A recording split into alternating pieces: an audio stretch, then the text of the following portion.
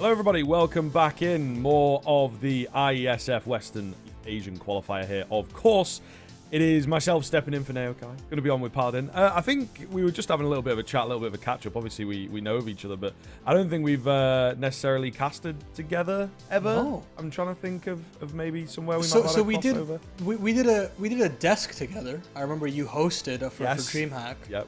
And then I was my first ever analyst gig then. But it's been a long time. It's been 3 years or so since then. So this will be fun. This will be very interesting.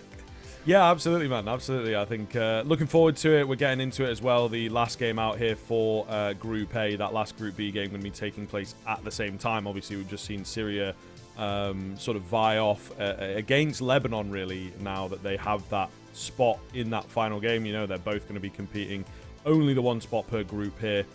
Meanwhile, on the other side of things, a little bit of a tough one. It could get kind of interesting. Palestine looked pretty legit yesterday, maybe a sort of quicker, closer series, but they managed to clean things up, and now they'll be playing off against Qatar, who it was a bit rough for them against Iran. You know, 13-2, 13-5, really not the best showing. There were a couple cool names in here. Neo was out here for El Nino, I think, but Kushkov was kind of the only one that looked good. Beyond that, it has been a bit of a difficult run.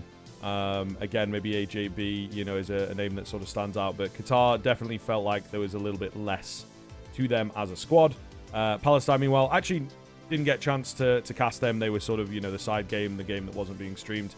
But like I say, they look pretty good. It's a closer game, but all the same, some really nice stuff from them, and you know, could have had that 2-0 there, a bit of an overtime against Iran. So it will get a bit interesting here, I think, to see how this one goes down, and whether, you know, it's going to be a round difference type thing, whether Qatar can really upset things or not. Yeah, if Palestine finds the win here, they secure their spot in Chengdu, which would be awesome for them. If they lose, I think that's where Iran could sneak in.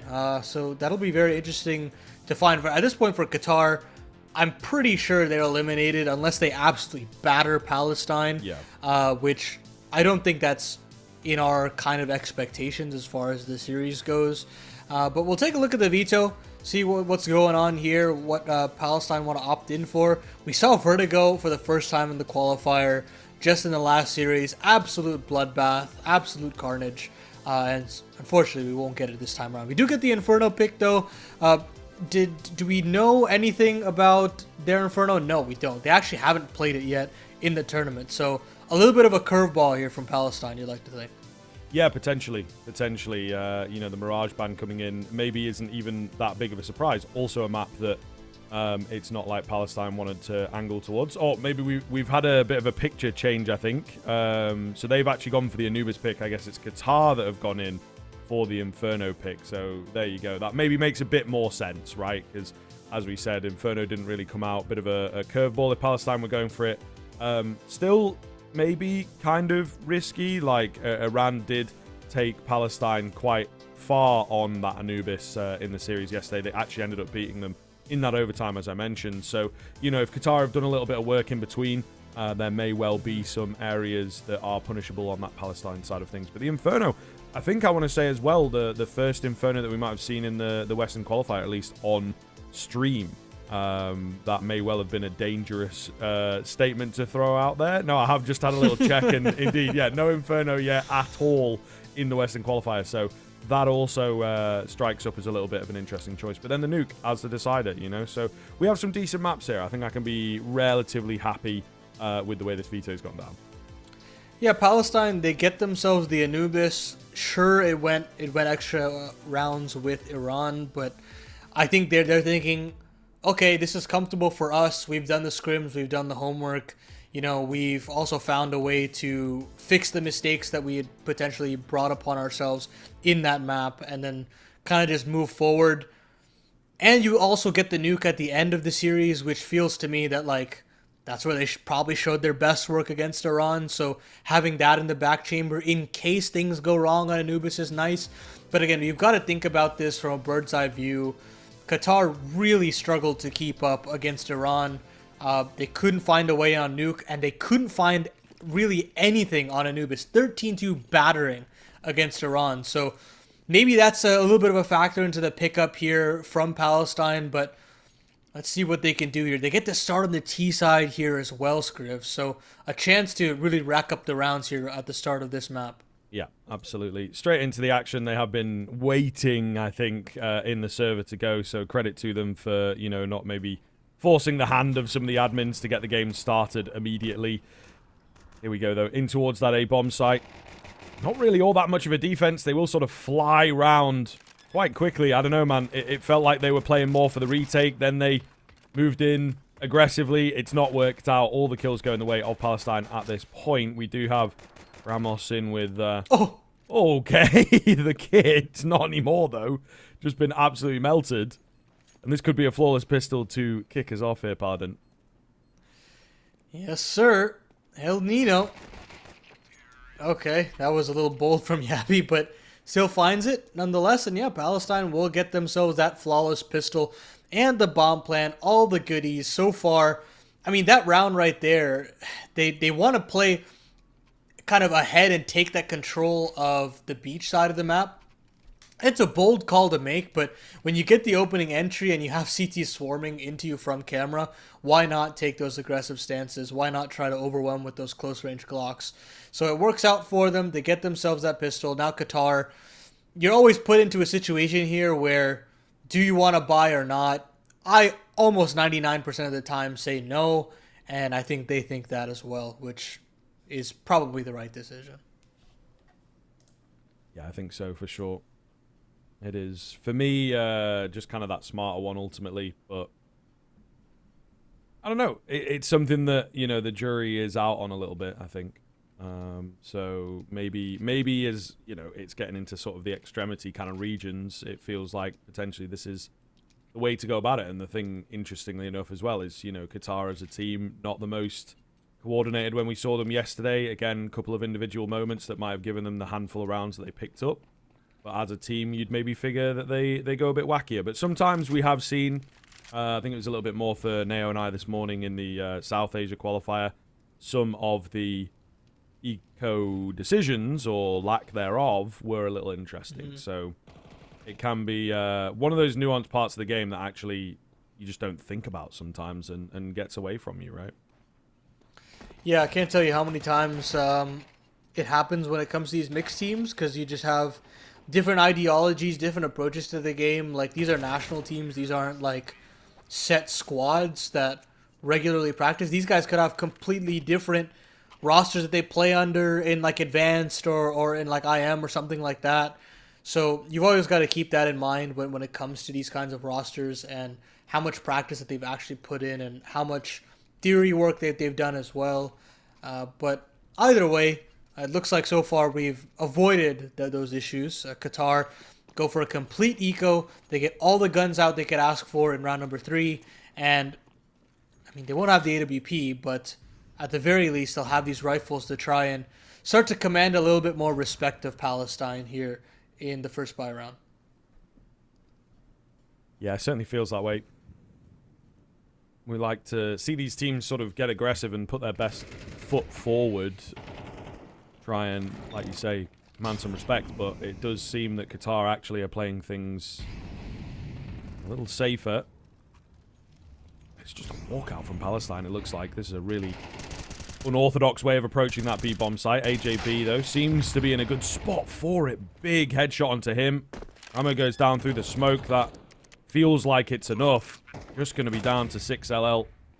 Coming in a little bit late to the party. You feel like, surely, he's not got a chance here. This is another thing as well, Paladin, where it's like, sometimes the saves, you know, again, maybe the games that we're more used to, it get down to like a 4v2, and then they'd move away to save. But these guys, if they're close to the action, they'll kind of go for it, right? It's all a case of proximity rather than logistics, I suppose.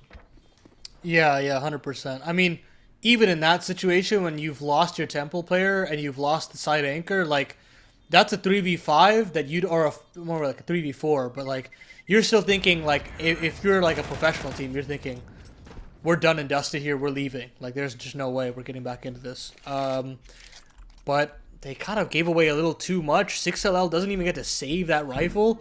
And now you're kind of looking red in the face. You're thinking, you always look back in hindsight and think maybe we should have saved there. Maybe we should have pulled the plug a little bit earlier. But you can't. Now you've got to deal with the problem with pistols and hope that you can kind of get a lucky break here and there. These kinds of small, marginal economic decisions really do add up in a game where you're not considered the favorites, you know? Like, you are kind of backs against the wall, and we'll see what they can kind of do with this kind of a buy. Absolutely. Nice find to open things up, though. Hope Da Beast. Maybe just go with Hope. I don't think the full name really rolls all that well. Will get that entry. Fair bit of damage coming through the smoke, but they're going for the full-on wraparound here. Which I think has been heard. Unfortunately, for Qatar, there's not too much that they can do about it, right? They saw that first kill come in. They were pretty confident that it would end up being A. They were wrong, and they sort of abandoned the B-bomb site in the meantime. But, again, not a round that you expect too much from them. I think they just really would have liked to, again, make that presence known, you know, and just find a couple of kills and be like, oh, okay, they can kind of shoot back. Because Palestine, after yesterday's results on this map for Qatar, are really looking to just roll them over, I think. 100%. I've got to say, Hope the Beast is a fantastic name. That is really up there for me. It's pretty good. We had, what is it? Isaac Asimov is what we had at one point? Or something, God, they were like a combination. The West African names were just so funny. Like, they were just fantastic. I got to pull them up for you, because if I don't, then I'm going to sound like I'm completely insane. Hold on. John Cruz. We got John Cruz, and we had Isaac Einstein. Yes, those are the two banger names. Those are guys. Yeah, those are pretty good, man. Those are pretty good. I love that. Absolutely love it. Yeah, I mean, we've had some good ones. I don't know. Again, it was the South Asian games, so I don't think you were sort of involved with them in any way, right? But no. There was one guy called Hellscream. I thought that was pretty cool. Oh, yeah. You know, classic World of Warcraft reference, but also just in isolation is a really cool name. So, you know, that one stood out to me. El Nino, apparently, I'm not much of a football guy, or indeed soccer, right? But apparently one of the sort of legendary players, Fernando Torres, that was like his nickname or whatever. So Neo was he played for Liverpool, right? So Neo was having a pretty good time with that. Either way, round is unfolding before our eyes. And El Nino, of course, who else to get involved to shut us up? He finds the first kill for Qatar. It may well be the only kill, though. Their numbers continue to thin. And the A-bomb site is indeed what they've set their sights upon. It's very clear to me that Palestine understand this map far, far better than Qatar. Backs turned in so many situations. Shot in the back of the head a lot of times. And things just continue to spiral out of control here for Qatar. This is very worrying signs to start out the game. And Palestine look to confirm their spot in Chengdu. And what an opportunity that would be. I mean, I spoke about this a lot with Neo, but I mean, the opportunity, I mean, you and I, we've casted on land before. We've experienced that environment, and we know how exciting that is. You can only imagine how exciting it would be to actually play in that environment, right? So I feel like this is just such a massive opportunity for especially some underrepresented regions. I don't think he has this, by the way. Yeah, real close. I like the idea. I gotta respect it. No, but yeah, I'm definitely concurring with what you're saying, man. Like, I think, again, I feel there are scenes that, you know, we just don't really have access to because they have sort of their own form of social media and things like this, you know, and it's a little bit harder to get involved in. And also, like, they don't bleed over into, like, the Western Hemisphere Counter-Strike that we're used to. So it's like, okay, I can watch Amcal develop talent that's eventually going to join Cloud9 as a good example right now, you know. But right. I feel like there are these sort of smaller lands going on, but they're not quite, that same sort of level, you know what I mean? They really have to push, and they really have to qualify into tournaments like this to get that same sort of experience, that big experience, and get their scenes also noticed, and hopefully get people locally investing, right? Yeah, I think Anders was mentioning, like, he sees this as like a very long-term project where year on year you want to look back at these teams and see how have they developed in terms of last circuit and this circuit, and is the region improving? Do they have a little bit more fight back when you get to the land stage, and stuff like that? I think that's very important to kind of take notice about. Like, we're not necessarily jumping to think about what East or Western Asian Counter-Strike. Like, that is not a region that we talk about, but we do get to see them at the Asian RMR. We do get to see them get to a close qualification to that Paris RMR when you think about that Twisted Minds roster. And you take that concept and you try to apply it to this tournament here, and you say, maybe we can try to bleed that experience across countries and not just one consolidated squad. That's kind of like the hope that you can get out of a tournament like this. Yeah, absolutely, man. Absolutely. I think there's an awful lot to roll through, and, you know, really, really solid incentive. For the time being, Palestine have been absolutely ruining Qatar, to be honest with you. As you said, the fundamental idea here from Palestine is just far better. That is really a key showing of that, just knowing that, okay, they're going to try something, we got to hold off for the aggression. Aku is actually going to find himself a double out there. And it just looks all too easy, doesn't it? You know, no real contest. Maybe even on that individual level as well. You know, we can use the argument of the team play not being as good, not being as comfortable. But if you can't match up in your straight-up 1v1s, which is a lot of what Qatar are looking for, at least in this round, then you're going to have a serious problem, aren't you, really? They just walked in A there. I mean, it wasn't even a set piece or anything. They just walked in, they took a straight-up heads-up aim duel, ripped the head off, and said, okay, we'll plant the bomb here. We'll take some mid-control as well as icing on the cake. And they just kind of bleed out Qatar in that round there. Ramo will be able to hold on to his A1S and actually a full belt of utility as well, which is kind of nice to have. But at this point, when you're at max loss bonus, you're 0-7 in the hole, I think just buying till you win a round is probably the name of the game if you're Qatar. You want something, anything really, to hang your hat on and say, maybe we can come back on the T side. Of course, I'm talking very far into the future, but you've got to start somewhere as far as the mental goes for Qatar. Yeah, absolutely, man. Absolutely. I think, you know, I'm with you on that, where you just really have to send it in. You're sort of avoiding embarrassment at this point. And every fight that you walk into is just going south. El Nino falls early. There we go. 6LL does get a trade onto the low HP player. But the control and the information that Palestine are gaining paying absolute dividends right now. B-bomb site looks vulnerable.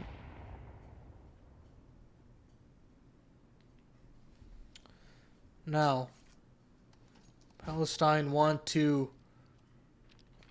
pause here. They don't want to necessarily give anything away, but at this point, you're not even going to get re-aggression because Qatar are just so far down that they're just too scared to kind of re-aggress at this point. They're hoping to catch some players in their crosshairs instead. And there it is. 6LL will fall. They find that mid-control yet again. They'll pounce into this A-bomb site. It's up to AJB to put on an absolute clinic here. They can only find one frag, and that's pretty much everything done and dusted. Ramo, in a very tough 1v3, doesn't even realize Naku could be in dark, and Palestine will continue to keep that clean sheet alive. 8-0 here to start off this game. And, I mean, hey, that's just that much closer to Chengdu. Yeah, man. I think it certainly is looking that way for them, isn't it? You know, there just feels like a serious outclass at this point, unless something absolutely insane turns around for Qatar. There is also maybe that, you know, dejection for this Qatari team in the fact that they know they can't really qualify with how poor their performance was yesterday. If they'd maybe got a map, if they brought things a bit closer, right, they could have built up the sort of round difference and go for the 2-0 here. It still would need a good few parameters to go their way, but I think, yeah, there might be a bit of a lack of energy to them here this evening. So I can certainly feel it. I can certainly see it on the server. And Palestine also. It feels like maybe one of the stronger teams, certainly in this group. You know, Syria looked pretty good for me. Jordan, I thought, would actually be kind of decent, just given some of the history that they have with some of their players. But unfortunately, it wasn't the case when I witnessed them yesterday. It wasn't really the case. I suppose Issa not today playing, either. You know, yeah, this is true. This is true. I think I'm with you. I was actually very much of the same ballpark.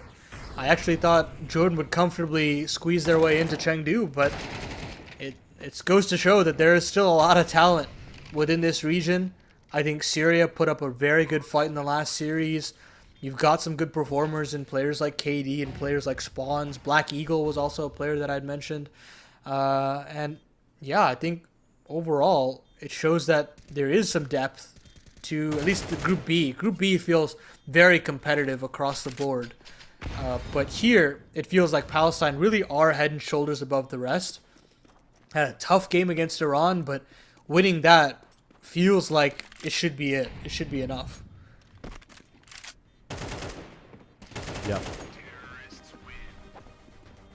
Certainly looks that way. It's just kind of a question of, like, you know, maybe how long are we going to be here for Qatar, unfortunately. I mean, this isn't their pick, is the thing, right? Maybe they have done the solid work for that Inferno. Is maybe one of the key things to consider. We didn't see it yesterday. I think there's maybe a chance of checking the match page here to see the veto. Yeah, okay, cool. So, I mean, it wasn't banned yesterday, so they could have picked it yesterday against Iran. They didn't. They went with Nuke, and it didn't quite work. So, you know, they're changing things up a little bit here. Nuke makes another appearance, so maybe they've got a couple maps that they feel comfortable on. But at the moment, I'm not super convinced it's going to have to be a really big turnaround. You know, Palestine are just running in, first 30 seconds, not really thinking too hard. Little bits of utility, but most of it is just clicking heads better than their opponents. You know, we've got the Coup yet to die. Hope the Beast only a couple times. Yabi only once. Like, they're really, really running over them here. And it is getting a bit scary for Qatar. Oh, you didn't have to mention the deathless Naku, man. That was like kind of crazy. I was like, yeah. Holy hell. That's tough stuff. I mean, what can you really do if you're Qatar in this situation? It's so hard to write like a story about how this team can come back or keep it competitive. It's just kind of like, let's hope they can kind of stay competitive more than anything. Just keep as many rounds in play as possible. But, I mean, these rounds, as you said, are being decided in like 20 to 30 seconds max. Oh, and there's another kill to just give them free mid control. They should just be able to wrap into A, especially after they lose B main like that. But they'll slow it down. So maybe there's some room back into this round. Maybe. Hey, it's possible, man. Possible. We don't want to start believing too early. Maybe they could give us something there. This mid control could be big, though. The Coup in pretty deep. Lots of options for him. Meanwhile, another little attempt there at some info. I think the flash slightly mistimed, so they don't really get any. But Palestine, waiting patiently. First time in a while we've seen them have to use, you know, the entire 2 minutes. And Ramo goes out, digging for some information. Lucky he doesn't go too far and ends up falling, to be fair to him. All the same, he's gathered maybe, you know, there's a couple players out here. They are leaning more on that B side of things. AJB in quite deep with a lot of information as well. But Naku going to make it work in at mid. Somehow stays alive. Bodies are rolling. Not a lot of HP available here, though, for the T side. Quick trade out. Oh, and AJB, he'll get it done. And there you have it. Qatar in with their first round. Hell yeah. That was insane. Let's go. Qatar find a way to make it work, man. I mean, they just kind of find the right read and they find the necessary trades, but eventually that aggression was going to cost Palestine, and I'm glad Qatar could actually capitalize upon it. I can't tell you how many times I've watched within these IESF qualifiers where the heavy favorite does something absolutely insane, and they get away with it like every round. So finally something that we can celebrate on the Qatar side of things. But can they keep it up? Can they keep that momentum rolling? Not necessarily. Naku with a beautiful flash. Hope the Beast with a double of his own. Alino does get a back turn onto O'Day, but I mean, this A bomb site surely should be falling any moment now. But they're actually going to wrap into B. Ramo to be put to the test. He'll find one before he falls. That's a 1-for-1 split across the board, and Naku finds a necessary trade. This should be 11 for Palestine. An absolute near spotless T side here for them.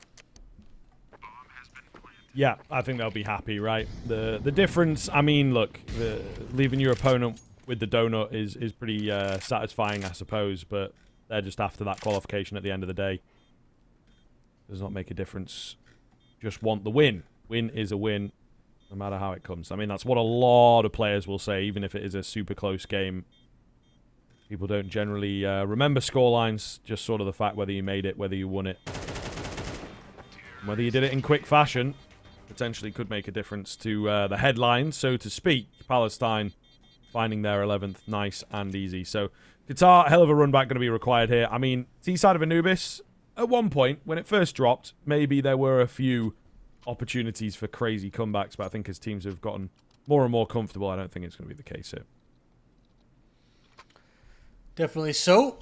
What's the purchase here for Palestine? Kit, double flash for Hope. And there's an option to go for dual Berettas if you want to. I've actually not been seeing as much of it in this qualifier to play like it in Dark or play it close A main, but they're going to opt in for 5 USPs, and I don't mind this. I've not necessarily seen Kit double flash. Usually Kit smoke is the option, right? So we'll see if that has any real ramifications. It's just a barrel into this A bomb site. They've got a couple of kills available to them. Yabi only finds one. And Qatar could have another round here on the board, Script. Oh. It's possible. It is very possible. We'll see, though. O'Day in particular looking good on this USP. Going to make it happen as he charges in. And for a moment, Qatar were maybe in with the pistol. And again, a bit of a gap closed. But Palestine's retake looks good enough. It's O'Day on that USP that makes it happen. And indeed, I think we are hammering this one home. It's tough for Qatar. It is very tough. 13-2. Potentially 13-1. Now, I have to be honest. You know, it was yesterday. I don't know if you caught any of this game at all. Maybe not, because, you know, time zones and whatnot. But Lebanon-Jordan, it was 13-2 from Lebanon to Jordan. Then we went on to Ancient, which was the pick of Lebanon. And Jordan won that 13-0. So there have been some really crazy kind of score lines coming in. So I would say that this one is unexpected, but I have been acclimatized to the way that things are working out here in the West Asia qualifier. All the same. 3-on-3. Not looking like a bad force buy from Qatar to stay alive. Oh, oh my god! Oh no, O'Day. O'Day will get it. 3 HP, man. Oh, that makes a difference as well. Because, you know, all the rest of Qatar losing their fights as well. Well, El Nino. Now gotta put pen to paper, find this second round in a 1v2. And he's got the defense split, so there is a world. He does have to clear his corners. He's got to clear some angles, and oh my goodness, I think Monty's going to see him first. He will. And there you have it. 13-1, an absolute decimation for Palestine. They are now just a singular map away from qualifying to Chengdu. Exciting, exciting stuff here for this ragtag group. And I mean, I really got to give them credit. They looked absolutely here to win. They didn't want to kind of mince around and waffle about. They just wanted to get the win on the board and get things rocking and rolling. Yeah, absolutely, man. I mean, even though Qatar are kind of one of the teams, at least in this group, I think the weakest team, right? It's a bit difficult to say across groups, but even then they played pretty professionally. They had a couple of rounds in there where maybe Qatar would come in with some early kills, and instead of being like, whatever, we're already like 9 rounds up, let's just send it.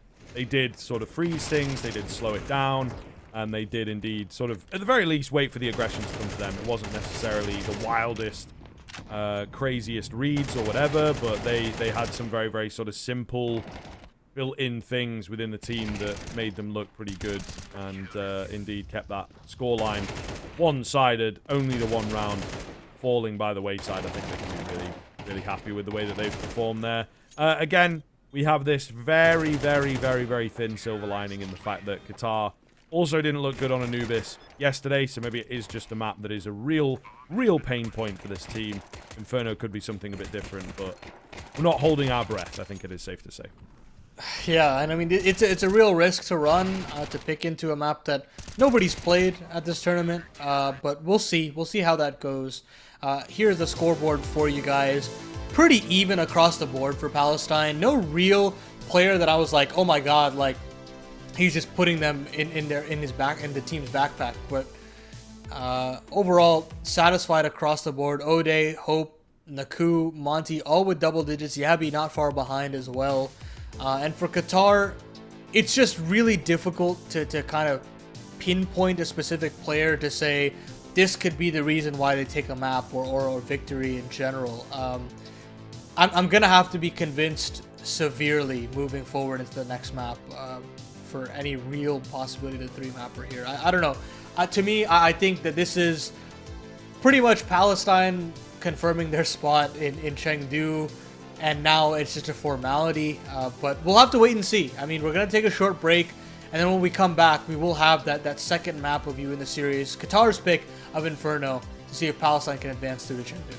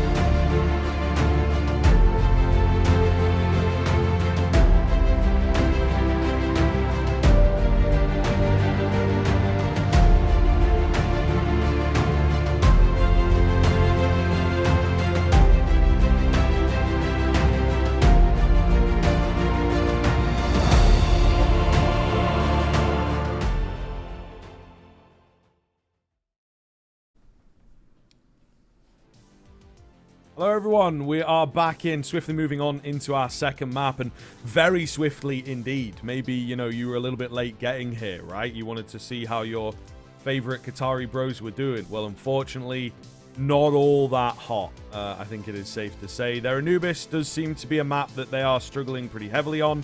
Palestine just handed it to them with a 13-1, and now we move on to that Palestinian pick. No, sorry, the Qatari pick of Inferno, which I think we are a little bit confused-ish by, you know, uncertain, I think is certainly what we're saying here about it. Yeah, I think there's just an inherent risk picking into this map, considering it's just there's no tape of it on any end of the equation. But if you're Qatar, look, you've got nothing to lose. You have a negative or a minus 19 round differential off of your previous series. You're now pretty far in the hole after this first map as well. Why not swing for the fences? Try to get a map here and try to stake your claim and showcase that you've got a little bit of something to give. I mean, again, we're always thinking about the growth of these countries and these regions. Hopefully this is a learning curve for them to kind of take and move on over to everything coming in next year, maybe. So I think Qatar, just lock in, see what you can do on Inferno, and see what you can get done. Absolutely, man. You never know. You never know what might be possible. You could really make for an interesting series here. And, you know, you want to walk away as well from this tournament, at least with a little bit of a map that you can look back on and go, okay, that was good stuff. What are we going to learn from that? How can we employ that into our future games? Or maybe, indeed, if you can pull back the entire series, that would be a pretty incredible turnaround.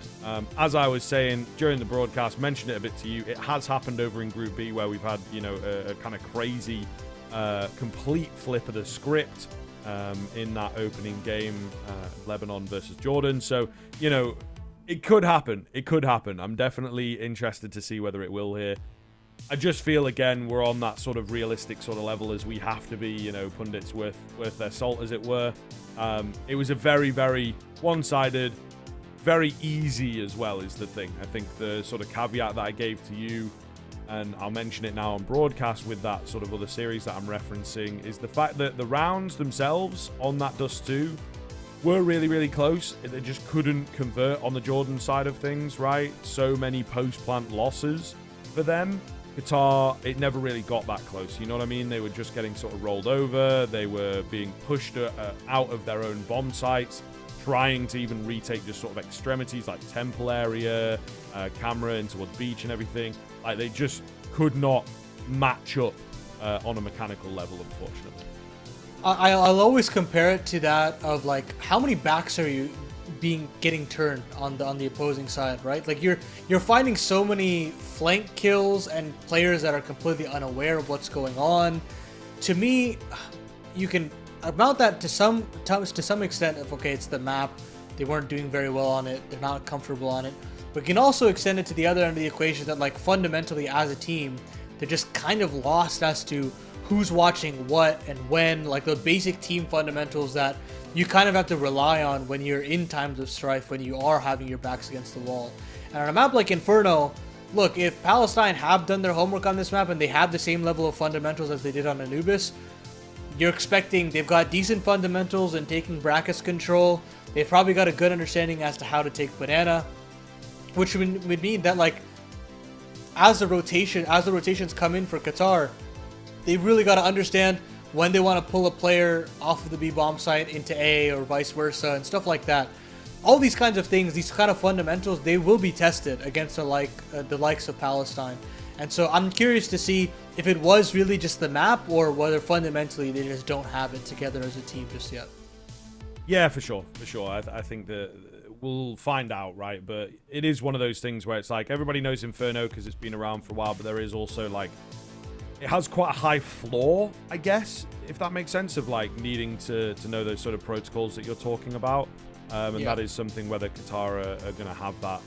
And I don't know, man, based on what we've seen on Anubis, it just felt like there were almost no protocols for them, really. Just very, very reactive kind of Counter-Strike, which is not a great look at all. Hopefully should be into the game sooner rather than later. Just a few more minutes here, I would have thought, before things get started. Not really got any information, so I don't think there's anything going south, but just a case of getting everybody in the server and readied up.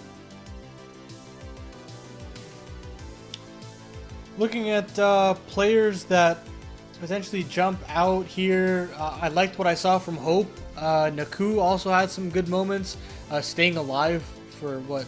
How long was it? I actually wanted to know. I forgot as to when he died. I guess that first round that they got on the board. So yeah, maybe I guess so. like round 11-ish, which is honestly pretty awesome to have if you're ever playing a game like that. So yeah, keep an eye out for them. And for Qatar, let's just give a nod to El Nino because why not? Yeah, I mean, sure, that's fair enough. I like the name, right? I like the name. That's kind of the way that it goes. It's a good name. Yeah, the sort of scoreboard for them was not the best, not the nicest, unfortunately. I suppose he was at the top end. Yeah, not bad on the stats, right? Highest ADR and whatnot as well. So it's kind of fair enough. But yeah, there was a little bit missing in there. Kishkov was a player yesterday that we felt on an individual level looked pretty good. Didn't really bring anything to the table. So, you know, there's some problems. There's definitely some problems in there, as we've said individually. I think that might even just be the core fundamental problem. A lot of Palestine were just able to walk in and take the fights where they wanted. Sure, there was maybe a couple members that are like a little more passive, a little safer. But definitely it felt like Hope the Beast in particular was really sort of on it with those like breaking open the bomb site type moments. Naku liked a bit of a lurk, a bit of a later move, right? But Hope the Beast was pretty good when they were moving in as a pack at just sort of getting those entries, as it were. Completely agree. It looks like everybody is ready as far as the Challenger World lobby is concerned, so we should be heading into game pretty soon here. Yeah, okay. Players have joined, and we should be starting momentarily. This is, again, an opportunity for Palestine to confirm their spot in Chengdu. That's potentially one of the two spots in this qualifier to be confirmed. On the other end of the server, Lebanon and Syria have a best of 3 to decide who's moving on and who isn't. So that's also super exciting. It's all kind of to play for in these final best of 3s, and I'm glad that's the case, and that we've had as a competitive group, all things considered, on both ends. Yeah, definitely, man. There's no real clear-cut kind of strongest team, I suppose. But yeah, that definitely has been the case across the Asian qualifiers in general, which is cool to see. These, again, lesser-known regions, still developing, still competitive within their own right. And we'll see how they perform once they get through to Chengdu. Qatar actually start things off here. El Nino going to find the opener. So could get a bit difficult. There's that B smoke going down, but El Nino finds good timing off the back of his teammates' information. So here we are, 5v3 in favor of Qatar. Palestine also have a sub here. Yabi is out and Smokers is in. We'll see how much of a hit that takes to Palestine, but definitely won't see the ramifications of it just yet, considering this is a very difficult 3v5 where Smokers has got 5 players just running straight towards him and will not be able to find anything. Ode teed up for a couple, and he actually drops the bomb, so he's got a couple of favorable duels here to take, but Kishkov is there to find the necessary kill. The bomb is able to bound its way out.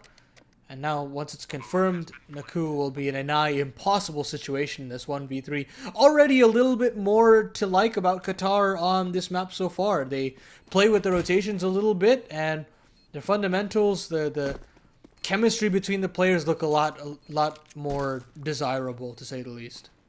Yeah, absolutely, man, absolutely. I think they'll be satisfied with that. Not quite over just yet, though. As one clean headshot here from Naku could make a difference. Just couldn't get it done. Good number of opportunities for him. But yeah, the headshots don't land, and he is indeed punished in due course. So, solid look here for Qatar. Definitely what they needed if they are to flip things here and have a bit of a performance. Make something of this. Give us maybe 3 maps out of this series. Definitely has to start in the right place. Yeah, definitely. And it's a nice first attempt here from Qatar. They'll have 4 MAC-10s into this one. Completely aware of Palestine's refusal at the CT purchase. And so this should be a lot of cash earned for Qatar. A lot of opportunity to start to get this momentum rolling.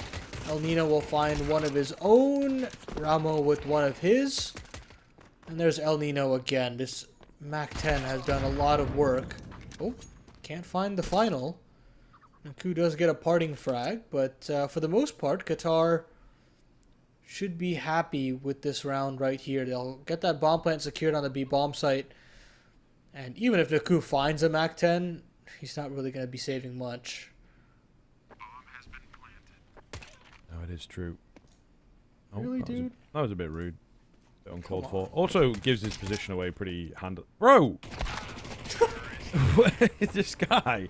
I mean, one is a little bit like maybe he's just got, you know, those ADHD reactions, but two is... Two is intentional. Two is intentional. Yeah, exactly. He's on a vendetta for some reason. You know, the chickens have really made him unhappy today. So, you know, he's got to let him know who's boss. But it's also just a little bit of like, you know, punching down on the smaller guy, as it were. Yeah, yeah.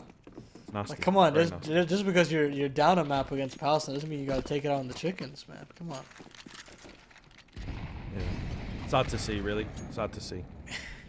But moving forwards, hopefully, now that, you know, they've got a bit of rifleage, they can take their frustration out on the people that are on the opposite side, I suppose. I don't want to be rude and say that they, you know, should, but ultimately they're hopefully going to be bringing it to the Qatari squad here, directing their anger in the right place. Maybe that's the way to go about it.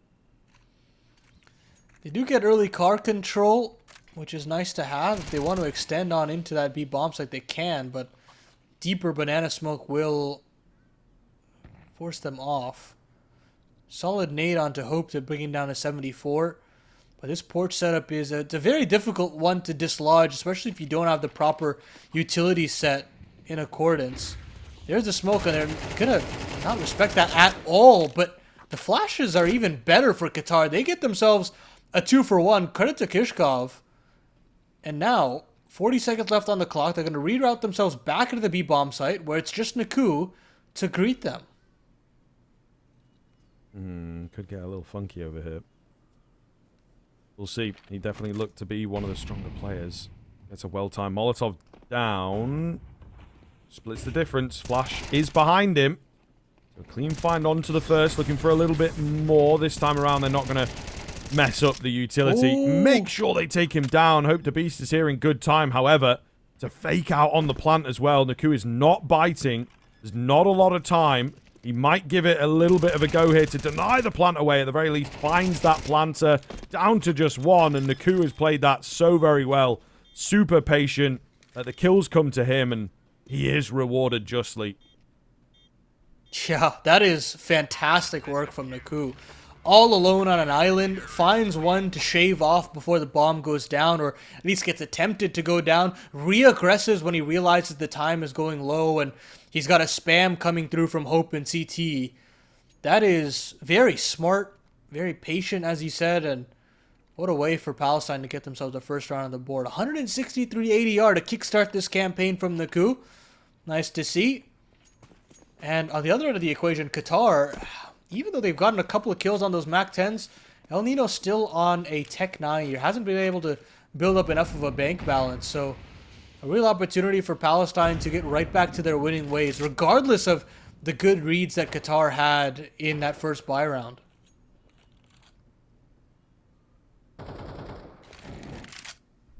Ollie over the top. Not really any presence from Palestine in this one. We'll see, though, in the apartments. Whoa, smokers. His spidey senses tingling. Maybe El Nino let off a little step before coming round that corner. All the same, he goes down early. Was a bit of a menace in the apartments in the early rounds, but not going to be the case here. Q holding strong.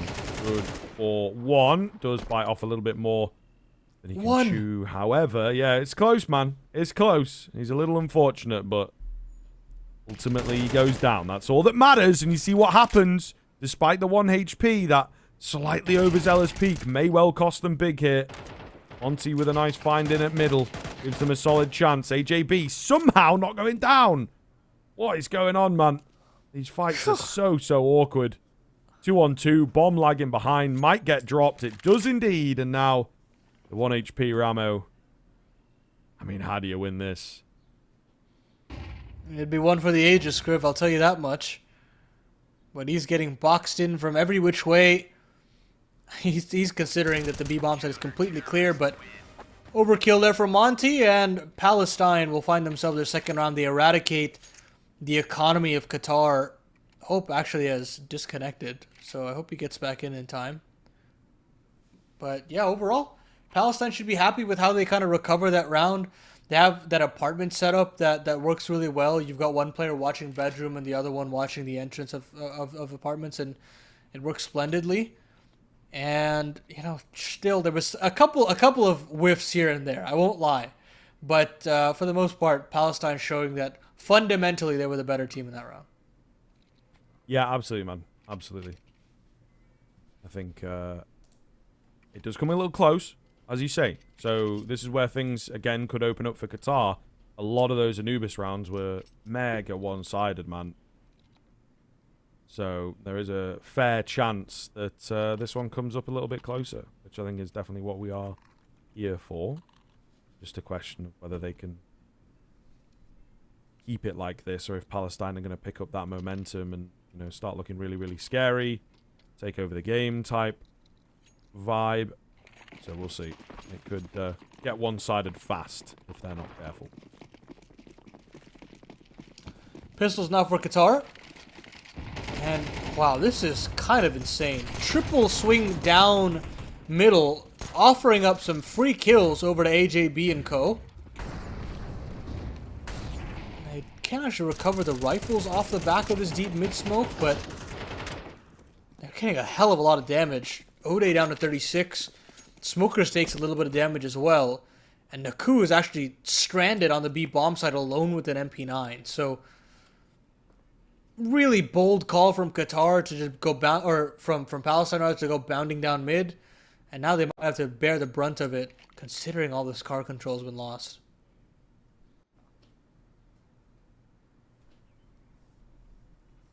Yeah, going to be awkward.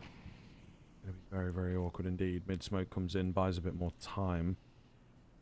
Rotating anyone across to A here might be their downfall. We'll see. It all depends. Monty holding on the edge of the smoke. Flash comes in. Ineffective. Oh my god. The quickest triple kill you've ever seen. Makes it 4 for good measure, and he'll be hunting for the ace here, but this one is all but over. Ace is indeed secured. Really solid stuff from Monty there to just hold it. It looked a little worrisome. If he goes down kind of instantly, could have been a big problem, but hold strong. The fact that he's getting like the wall bang indicator as well, it shows you how neatly they were lined up between the three of them. And I mean, honestly, if I was Qatar there and I get all that car control, I say just go for it. Just full send it into the B bomb site and just hope you can trade effectively, because slowing the pace of that round down, allowing to go back into a potential bracket setup, it might have been a risky play to make. Of course, hindsight's 20/20, but that's just how I see it if I was in that situation. How I potentially would have made a call or whatnot. Hope is again as disconnected here. Unfortunately, has had a little bit of a struggle in this map to start. It was a key point in Anubis. You mentioned how important he was in some of those entry kills, but unfortunately hasn't been able to have that same level of impact here to start out Inferno. Hopefully that's just an internet thing, not a game thing. Yeah, fingers crossed. Fingers crossed, but we'll see again. From one map to another, it does seem like there are a few players here that maybe are less consistent across maps. And as we mentioned a few times, the Inferno not really come out, so it's not like they've had a lot of prep, a lot of recent experience on this map. But it may well just be the fact that we're sort of lagging about a little bit. I think we had an issue yesterday getting our games going to begin with, and getting the right connection, getting the right server, etc. So yeah, we'll kind of hold out, but hopefully not hold out too long. You know, these types of tech issues can be troublesome, can be difficult when, you know, we don't really know where we're going with them or how long it's going to last and sort of issue is. I'm hearing a lot of chit-chat in the chat, so that's good. And there we go. The timer is back, so we should be into the action quickly. Yeah, it's always tough to figure out these servers and connections and all that. I know Africa, the West African qualifiers were really tough to get sorted out. Sometimes teams had to play in a 4v5 because they just couldn't connect the player and they didn't have a sub. So we're trying to make do. We're trying to play these out. So I appreciate you guys in the chat holding on, waiting for us to get back underway, have these 5v5s go down the way we'd expect them to. And Hope the Beast, again, more aggression from him, punished by Ramo. Wonderful stuff there from the T side. And now it's just Naku again on this B bomb side, having to do a lot of heavy lifting on this side. And they're just completely gambling, Palestine. They've moved over 2 people. I mean, they were suggesting and thinking about a third, but they've thought against it. There's a flash. Naku will take down Ramo. And they're hoping that enough of a presence is enough to bluff, and they'll just gamble back on A instead. Yeah, possible. I mean, I don't know, man. Just completely back and forth. I do like the idea here, though. They're going to go pushing down middle, I would assume. That I'm a pretty big fan of, to just gather some information at the very least. They're not going to catch anyone, unfortunately. They could pull off a quick flank.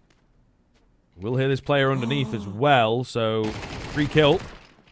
Gives the game away a little bit, though, and it does mean that they will start bursting towards B. I mean, I'm a little weirded out here. Monty really takes his sweet time in the rotation. He could have been around already to sort of help out and maybe even be ahead of them if they'd got the full read, the full call, but not confident enough to go for that edge of the smoke. Kushkov going to find a big frag. Still not over just yet, though, if he gets traded out here, which he won't. So it doesn't matter. Monty, the only one remaining. They've got him covered. Yeah, a bit awkward there. I mean, Smoker had the right line. Just wasn't believing in it. Good molly for Monty to duel. There was a lineup available and he'll secure it. Unfortunately, that nade will not confirm any kills. And he doesn't... Oh, he does have a kit. Baits out the swing from Kushkov, but... Kushkov, you spoke about him being the individually awesome player that we kind of hoped for on map number 1. We didn't see it, but so far in Inferno, he's kind of delivering here, Scriv. Yeah, definitely. Definitely. I think the whole team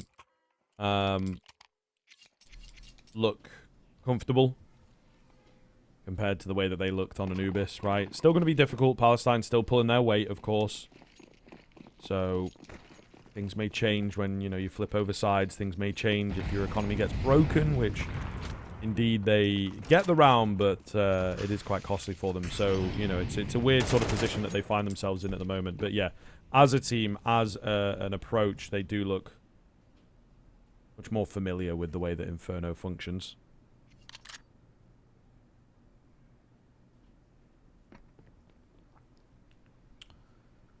Well done. AWP for Hope the Beast now. I really wonder if these decisions in his aggression and his purchases have been purely because of his internet issues or not, but I guess we'll wait and find out. He still has a nice little setup in the apartments. Kills teed up for Ode, and he can't convert any of them, really. It's just some auxiliary damage. Said Monty will try to go for some aggression down Boiler. He finds a trade of his own. He's got another couple players lined up here, but he can't find the kill necessary. Hope is there for the trade, and surely he gets found out by the player in the smoke. Okay, Hope finds himself another. Has a chance to tee up a couple more. And they're aware that he could be here. There's an extra lineup as well. Oh, they're just trying to chase him. And unfortunately, Hope can't convert the shots. Yeah, this is awkward for sure. Oh, they're actually looking to take the fight against him. I love it from Ramo. That's so smart, actually, you know. Really, really smart pathing to not just, you know, barrel on in towards the site. He actually looks for the fight. Never going to be expected. I mean, even I I'm like, wow, okay, this is a confident move. Smoker's hardly any information to work with then, so he has to sort of go regaining space and clearing things out. But again, in the same vein, I'm not really expecting it. Will go down on that 1 HP. 6LL got to hold on strong then. Ooh, he's spotted. He is spotted, takes the swing and wins the fight. However, very, very great round there from the individuals in the end. Qatar taking the lead, but my goodness, some really aggressive fights. Yeah, really bold, and I mean, they're still in a good spot here. I mean, Palestine will be on a save. There's an opportunity for Qatar to run up the scoreboard. And honestly, as far as reads go, they've had every single right one. I don't think that there's really been a bad call so far. That lends me to believe that at least the preparation is there. The fundamentals look solid too, so I guess really they just weren't completely involved in map number 1, be it the map or be it the individuals. Either way, they look completely re-energized here. There's still a long way to go in terms of talking about a third map, but the signs are at least there to suggest that, you know, maybe there's something to give in the series.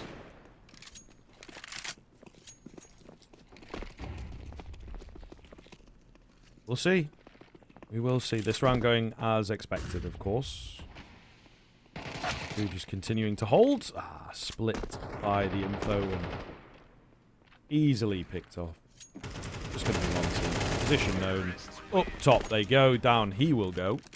And Qatar in with a pretty hefty lead now, to be honest with you. I think very impressive stuff that they have managed to really bounce back here, because it did look, again, for a little second there, Palestine picked up a few rounds, looked like they might be able to get this one off the ground. Rifles in hand, that's all they needed. Thanks very much, you know, but not the case. So, again, super comfortable. Here we go. I think this is the most important round in terms of how this half plays out, where Palestine and Qatar are headed. Aggression, just raw aggression from Hope. Takes out Ramo, who's been a real thorn in the side, and he'll double down. Nakut's flash. I wonder where that was from. Oh, yeah, it's from behind. Okay. They had a third player available. And now they've got themselves a 5v3. Finally, something to smile about for Palestine as far as buy rounds are concerned. And Qatar finally on the back foot, trying to dig deep and climb out of it.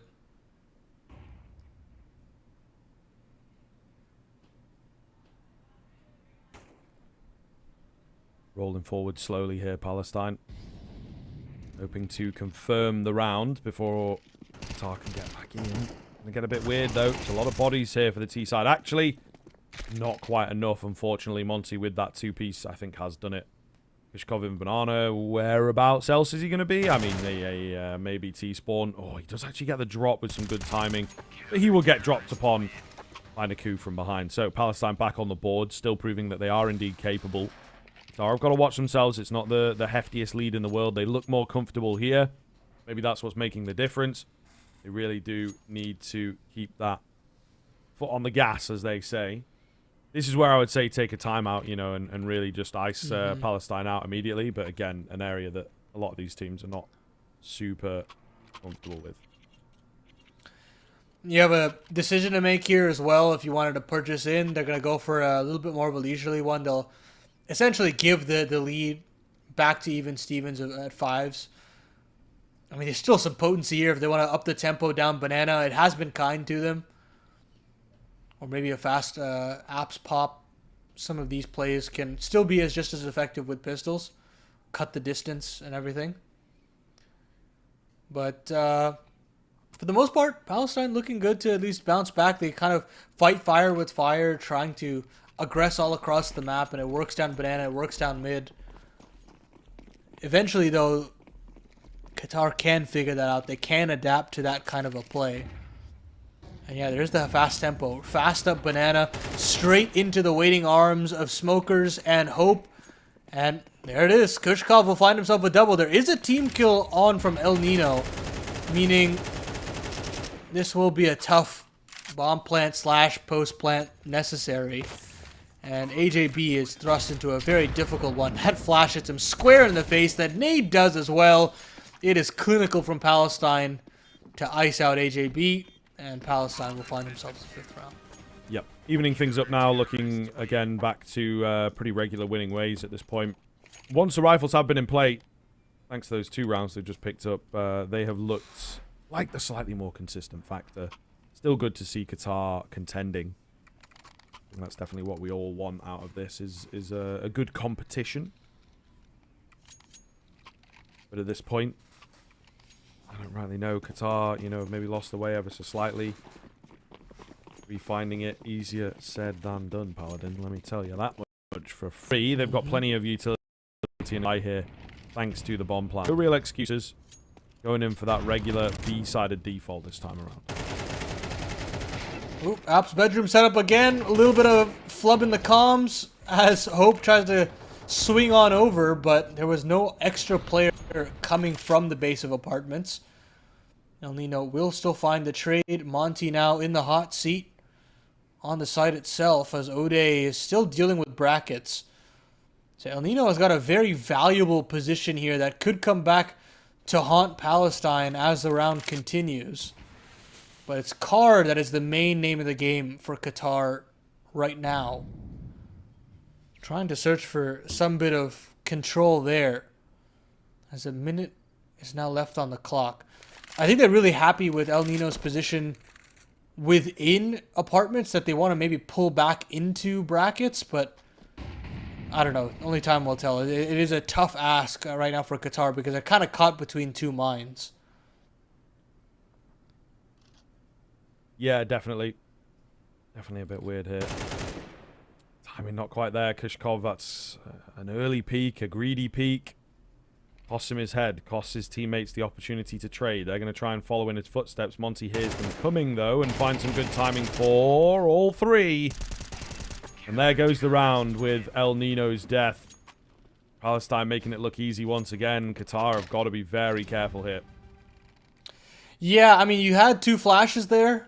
You could have used one for deep brackets. You could have used one for the site itself, and they opted to use neither of them and just go triple full contact. The spacing was completely off as well. I mean, if you can do that and you want to commit to that, you've got to have all 3 players tightly packed, tightly available to trade off one another and explode onto the site. But that never comes to be, and Palestine are there to punish. Credit to Monty, 17-7 right now as far as this first half is concerned. And more aggression down mid. They're getting wrapped from the other end. And Monty still finds a double. That is absolutely insane work from him. 20 kills at the end of the half. And a very doable 1v2 now for Ramo. He's picked up an A1S. He's got the bomb down. He can deploy a Molotov to stall at least one port of this map. But at this point, he's just caught between so many different angles. He's got to really keep his wits about him. He's just going to sit within the smoke itself. Palestine trying to clear out the A site will eventually be able to deduce that the site is clear. And it's just a matter of time before they realize that Ramo can only be in moto. The Molotov should be perfectly timed, but the smoke is even better. Oh my goodness, it's just a matter of mere moments. And yep, there it is. Aku will find that defuse right in front of Ramo's nose. Yeah, man. I mean, he had one opportunity with the right click. Obviously, had to be in behind. It wasn't the case. Oh, that's unfortunate for him, though. He thought he had, like, the genius idea with the molly. But then, the counter, the smoke, So it is sort of unfortunate that that smoke was still there, but obviously not something that you could be banking on when it's planted in that default position, leaving your sort of insurance policy, as it were, out in moto. A little bit of a difficult setup, but it all happened so fast for them, as it seems to be the trend in this series. So, Qatar definitely looking more competitive, definitely looking like they know how to play this map a bit better, but unfortunately, Palestine's still out ahead, right? And Qatar without the pistol, it would be a pretty one-sided affair, in fact. 100%. A lot riding on this one right here. Individually, it just feels like Palestine are maybe a couple steps ahead. They had a couple of very brazen calls on that CT side, but they got away with it through sheer firepower, and they're going to try to up the tempo on this T side as well, running up through the brackets, trying to split into this A site. And, I mean, they've gotten all the room in the world to get that bomb down. They haven't even actually really had to fight anybody. This will be that first point of contact. Naku will find themselves a 5v4. They still haven't figured out that El Nino is available in the boiler position. And, oh my goodness, the trade I was going to say had to come there and there. And Monty will double down. That should be the round done and dusted as they spot out the other players on Arch side. Hope will find one of his own, and Ode will close it out. 8 rounds now for Palestine, charging towards a Chengdu qualification berth. Yeah, looking that way, man. Definitely looking that way, I think. It's a pretty big deal for them. Now, Qatar, again, have these difficult decisions. Do we go for the eco? Do we go for the force? I mean, in all fairness, I think, although this CT force conversation is generally on the side of not doing so, I think Inferno, if you get it right, can be pretty good on the force buys. You know, that B-bomb site, you just need a few smokes and you've bought yourself, like, a minute. So you've got that. You can hold close half wall with some 5.7s. You could have an app set up with a couple pistols as well. Yeah, there are definitely options. But Qatar will not opt in for it. Palestine will get themselves the bomb plan. It was a full gamble stack onto this B bomb site. Nothing available. Hope is just looking to maybe gather some sweet eeks. Oh, takes a dink actually, and we'll still find a necessary frag. Ramo, a parting kill on that Mac 10. Obviously, these kills are kind of just okay for Qatar. It's not really anything to write home about because you're saving Mac 10s. You're not really saving rifles. And for Palestine, any kills would be fantastic for them. Ooh, I like the idea there from Monty, trying to play with the aggression. But overall, it's actually the rifles and the pistols that come out on top. So not too much cash racked up, but they kind of keep 3 players live. That's pretty much enough. yeah, definitely it is making money. Just about making money. T-side is nice and comfortable in that respect. This is kind of what it comes down to, though. If Qatar can't win this round, then I think they're honestly in a very, very shaky spot. Palestine will win this if they deny any saves as well, which again is sort of an energy that these teams have not really had.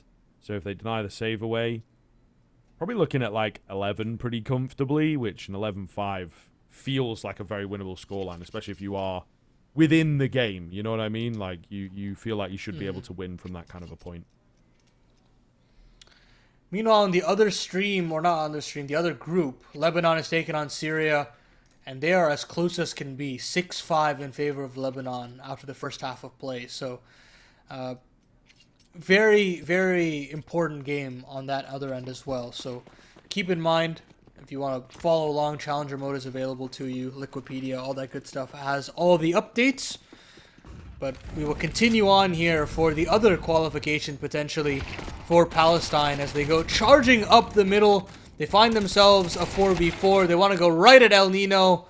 Smokers, there is a little bit of a traffic jam, a team kill, and that means AJB is all that's left on this A site. Naku, oh, okay, I was worried there. I thought he was disconnected, but we've still got a 2v3 to play out. Yeah, a little bit of a weird scenario, but it looks good. Everybody's moving here on the server. Big moment for Qatar if they can get this one done. AJB. Oh my goodness. The round win is just above him.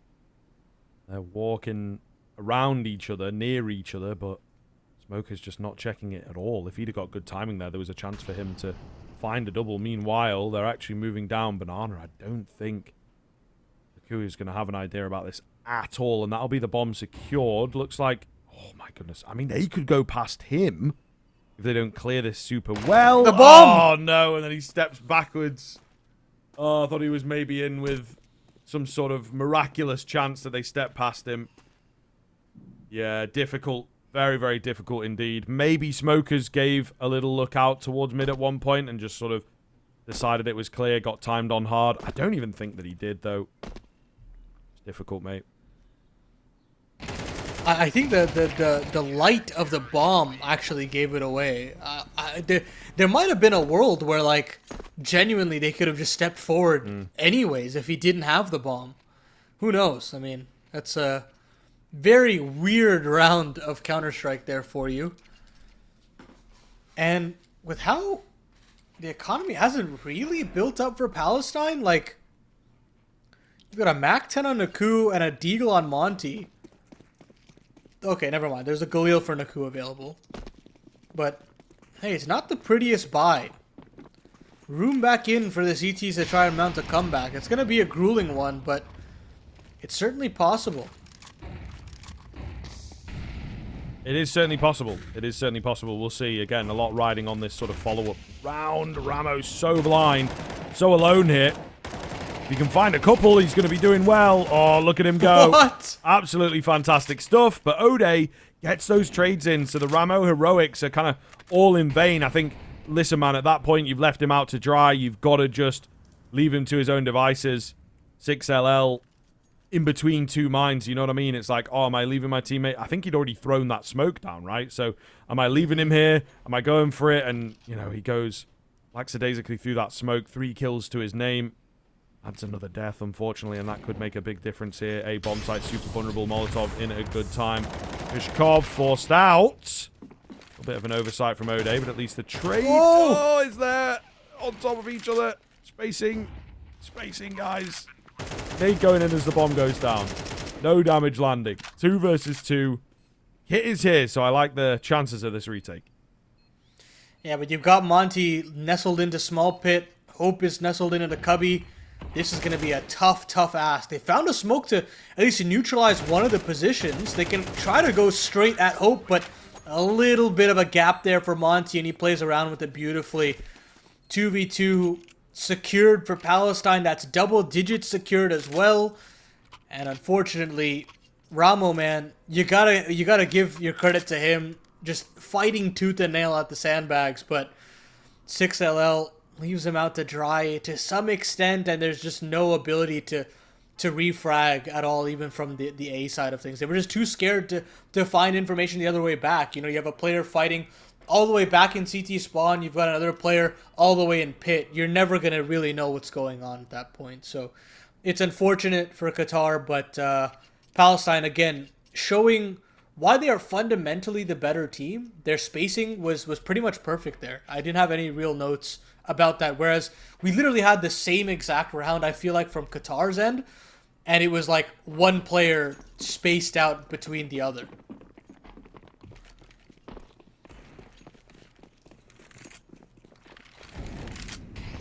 Well, this force buy, this half buy, I suppose, not really a force. He's going to have to do well. It starts off pretty well.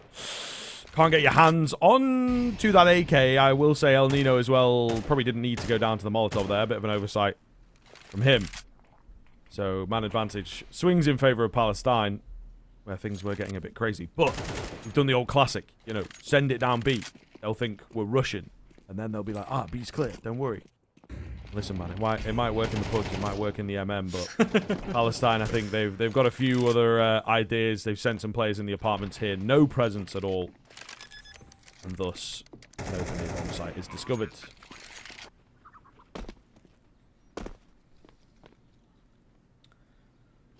The bell tolls for Qatar. Their elimination is all but confirmed. It is confirmed, but the series before them also is nearing its closing stages, surely at this point. And for Palestine, they can just taste it. They can taste the opportunity at a LAN qualification at Chengdu, and an opportunity to play against some of the very best within the region. What an opportunity it would be, man.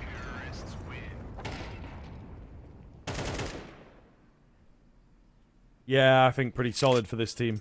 And they do look good. I think there is some depth to the squad. You know, you get the qualification spot in, and you've got some time to prep. you know? So I think that is certainly something that could be a really big deal here. As far as I'm aware, I think it's September, looking at the dates here, that the Asian Esports Championship takes place in Chengdu. So you've got a good amount of time to prep. Top 5 teams from that as well will get through to the World Championships, right? So you definitely have a chance, you know. Mongolia are scary, Australia are scary, but there's a few teams in there that might be a bit shaky, might be a bit punishable. Nice 2-piece comes up in the early stage here, Paladin, as Palestine are trying to absolutely force this issue. It's not working. So Qatar not just going to roll over and let you have your way. They are absolutely putting up a fight here. Ode, awkward one for him. Might be able to make things a little interesting here. He doesn't have the bomb control at this point. I can't quite... I would imagine it's in that mess towards middle. But it certainly is on the cards. He could do it. He split up frags into the 1v1s, but unaware that El Nino could be that far into the apartments. And as you said, Qatar not willing to just roll over and hand the win to Palestine. It's gonna have to be a little bit more oomph to the T side before that could really happen. Palestine still have a couple buys left in the tank at the very least, so you can have one or two of those kinds of rounds where you say, okay, we can just throw that final killing blow and just end the game right there. And if that doesn't happen, if that fast pace doesn't work out, we've always got a little bit more to kind of play around with some more of a default approach. But this time they're going to go back into that B bomb site, look towards car control initially, but the nades are solid, but the kill, more importantly, goes initially to Palestine as Naku takes out Kushkov.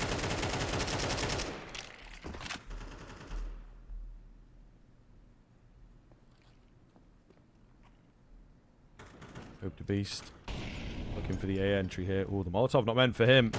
He's in a good spot there for. Knows that there's one up close. Looking for a little bit more. AJB will get the double spray down, but again, not before they've lost the man advantage. The A bomb site as well looks to be defended. But it's the wrong one. It is the wrong one, and I think the Palestine are going to be able to put themselves in a really good spot here. Really, really good spot. At this point, I think a save is probably the name of the game. You've got 1K 1300 on both of these players. Okay, or you can have it gifted to you. You should know where the final player is. Okay, no need to fight, boys. Ode can get back into the site, play the crossfires, play new box, play first orange. That should be enough. Oh, but they're both playing first and second. There's still a little bit of time here, but yeah, it was always going to be difficult. AJB will fall away. They're going to try to hunt him as well. They don't want to let him save this rifle, but he gets away. I think... Does he live here? Yeah, okay, he does. Just survives. All 30 players involved will. And Palestine are one round away from clinching their qualification to Chengdu. Yeah, man, looking good for them. Looking very, very good for them. I think that first half started off kind of shaky. It was a bit scary for a moment. There was maybe room in there for it to get close. You know, get in favor of Qatar. But Palestine onto this T side do look pretty comfortable. They've got some clear game plans, and again, even just the little things, some really nice utility here for the banana control that's a bit more specific to CS2. You know, so they've been doing their homework, but sometimes the flash just get away from them. How is Ode alive, man? How is Ode alive there? I don't believe it. Oh, if I'm Ramo, I am just... that is a desk slam. That is a mouse throw. One or the other, or both, maybe. That is what kind of describes this series as a whole for Qatar. Just so close, but cannot convert. And now all their A defenses are trapped within the apartments. Naku is taking care of that. Hope has found one of his own. He's aggressing into the CT spawn to just knock out Qatar, and it definitely will. It's all up to Kushkov, and they're hunting They just don't want to let him get warmed up, and he'll get taken out. 13-7 reads the score for Inferno, and Palestine are the first team from the West Asian region to lock in a spot at Chengdu. Hell yeah, man. Looking very, very good while doing so as well. You know, Qatar definitely put up a better fight there on Inferno. Maybe a map that they could have built up some speed into across the course of the couple days. Didn't play it yesterday. Their best looking map in the tournament, but Palestine, within that Group A in particular, certainly appear to be the stronger team for me, I think. Really looking solid. Maybe Iran gives them a solid run, but the way that it's gone, they've beaten both the opponents, so ultimately it points towards Palestine. Only that one team qualifying as well is how it goes here in the West Asian qualifier. So solid look from them, and I think certainly could get very interesting on the other side as well with how that's going down.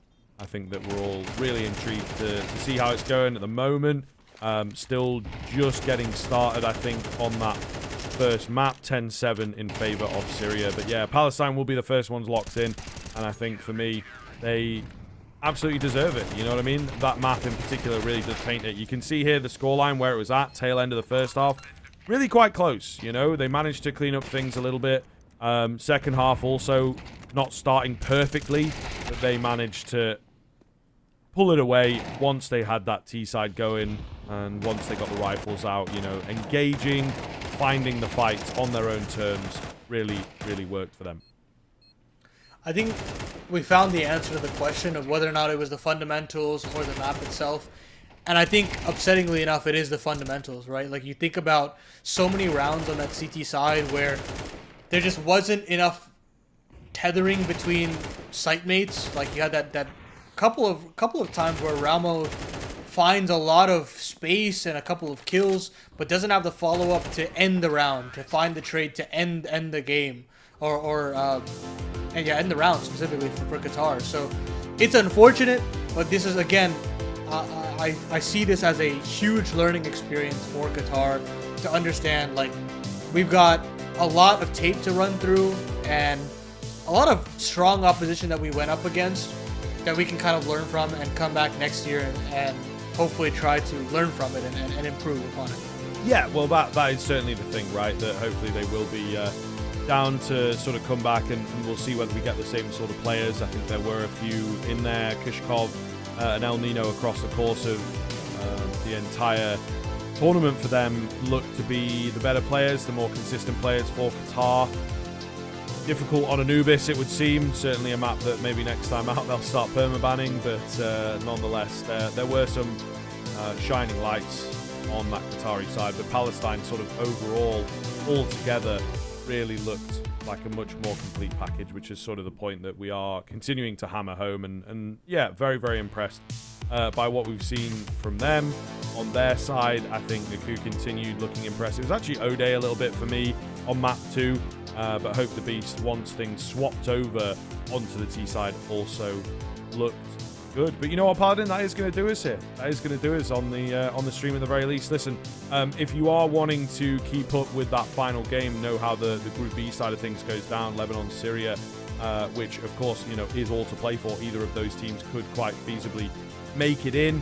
You can get on over to IESF.gg. I think that keeps track of it as well. There's also ways in there, you know, if you're a little more knowledgeable, your Liquipedias into your challenger modes will give you potentially the more live updates because, of course, challenger mode are hosting the tournament bracket. But from us here on the IESF stream, thank you very much for watching. That's going to be it for today.